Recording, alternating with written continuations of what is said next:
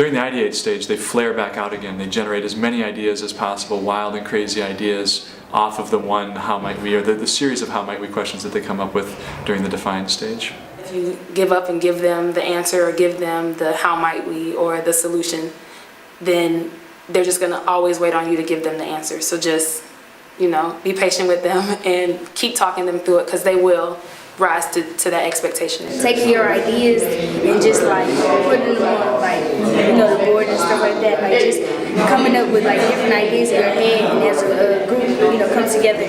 The picture is giving a visual of what we see from our point of view. Right now, we're just in the idea and brainstorm process where we basically get our how might we's, we ideate, which is what we did here. How might we develop a cheaper way to transport water? I get a couple ideas. We can print pens up and just show I donated, or I'm bringing awareness for the water crisis in Angola, Africa. People donate food. They donate light. We can make tags when they buy the ticket. You get the pen. Nice. So instead of the ticket, the pen will be the free dress. No, not they dress down, but when they buy a wristband, you know how they give us wristbands, we can get them a pen. They put it on I donated towards power plants or stuff like this. Or help save water. Yeah.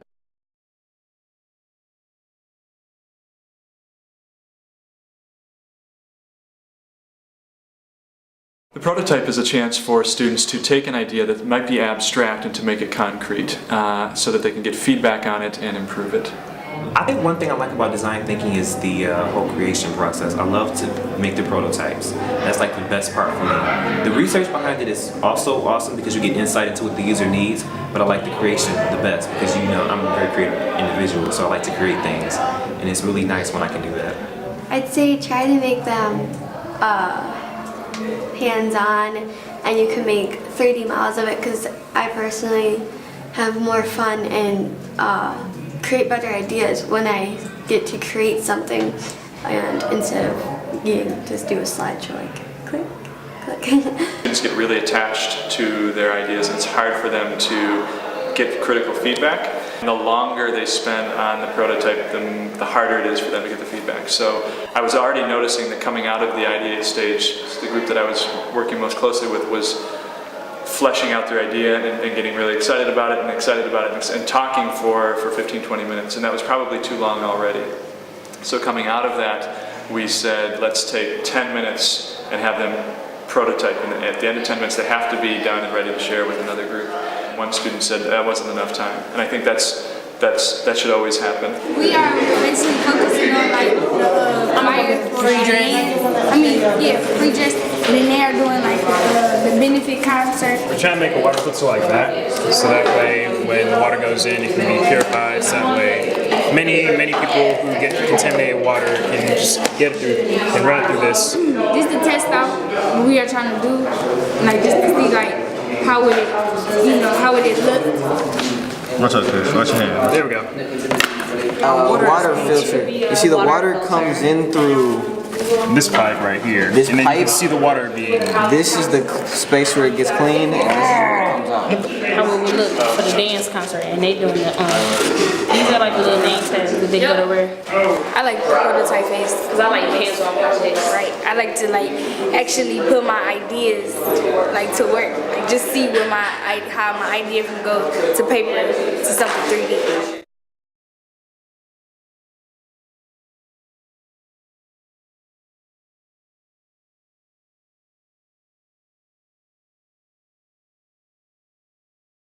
So in the feedback stage, students have been working on their prototype, they've quickly put something together, and now's the chance for them to get feedback on that from a user or from one another, with the goal of getting ideas and suggestions to make that idea stronger. It's good for the students to hear somebody else talk about their prototype, because it's just been the four of them and only their ideas going into it. So if they can get another perspective from somebody, they can launch their prototype into something that they wouldn't have even imagined, but because they got the feedback from someone else and a different perspective from someone else, they're able to do a lot more with it. Should be writing down comments, questions, things they like, things they don't like. Decide in your group right now who's going to write down the feedback that you get. Our concert, we gonna have different people donate because they want to know, the cause. And the organization we donate to is called Water for Life, and we try to help children in different areas that can't get, good water, which is Bella. So this is a little model of our benefit concert. This is like the stage, and then in the middle of the floor is gonna say Water for Life. These are the tickets. Like you get one of these when you pay to get in, and this costs $15. For the dance and the free dress, we're gonna have people pay $15 altogether. And that includes the free dress, the dance, and you get food served and snacks and drinks at the dance, plus fun and music and stuff like that. If you was to come to this, what would you want to see there? This is mainly focusing on Bella, right? What about the other countries and stuff that don't have that? Where you can hold more activities than just that, like something more unique. They gave us a good suggestion to write down what we serve. One of the suggestions he gave was about the price, and like that was really helpful because we really didn't think about the price. Us making a prototype, we coming from our perspectives of what we like, and somehow of what other people like, but having other people come give us feedback is also coming from people who will actually come, so we will know what to add and what not to add.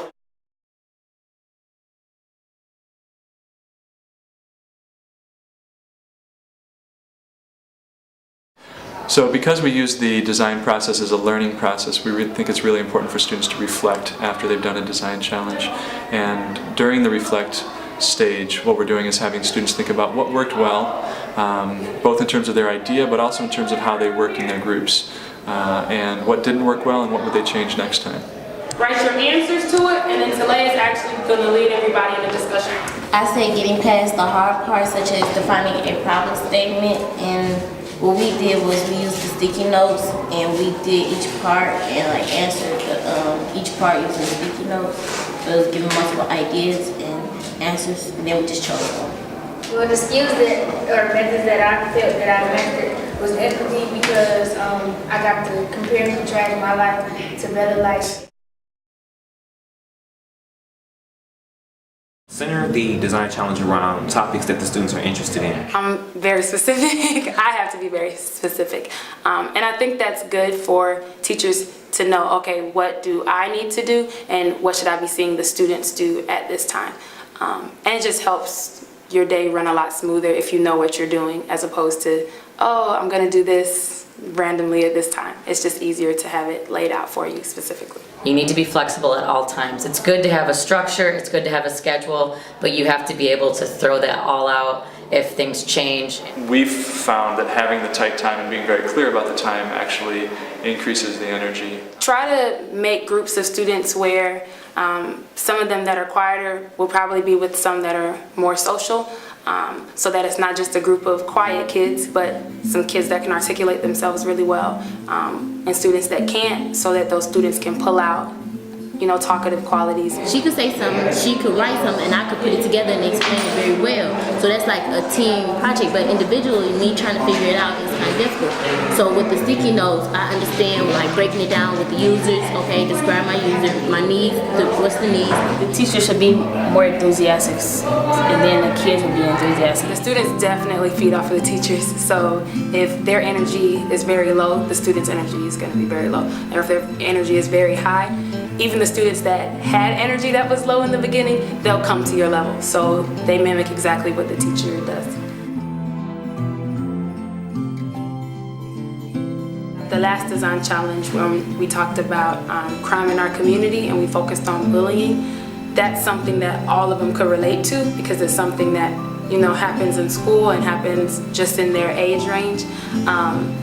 So they were very passionate about it, and they wanted everybody to know how they felt about it. It's important for us to be able to carry out our prototypes and our design challenges because it gets kids more enthusiastic. We get more information on what we studying about instead of that one day where we just go over it and then forget all about it. It can bring everybody in there, make everybody aware of the water crisis, not just here but everywhere.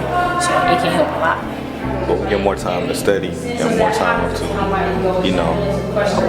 elaborate on what we're learning. One of the most successful design challenges that we did in the 7th grade was designing an outdoor community garden. I love about design challenges where you get to interact with the community. We interviewed a user, so the students took the user needs, went back to school, and they came up with a presentation that hit all of those needs. They went to a garden and actually painted the picnic tables and redid, so I think that's the most fun part about it. He actually picked all the designs that he liked, and all of those designs came to life. And now the students drive by and they get to see that the picnic tables are based on the environment. I never really thought of myself as creative because I'm not the artistic type, but doing the design challenges really brought out how creative I could be. And even today, a student said, I liked the design challenge when we talked about bullying and cyberbullying. Giving a young person a chance to give their voice or be open-minded about anything, and then other people taking that in on what they're saying, and they actually know that they're being heard instead of just talking and then people brush them off. But just that they're still talking about it later and they're able to articulate, their feelings, their thoughts. That's how I measure success.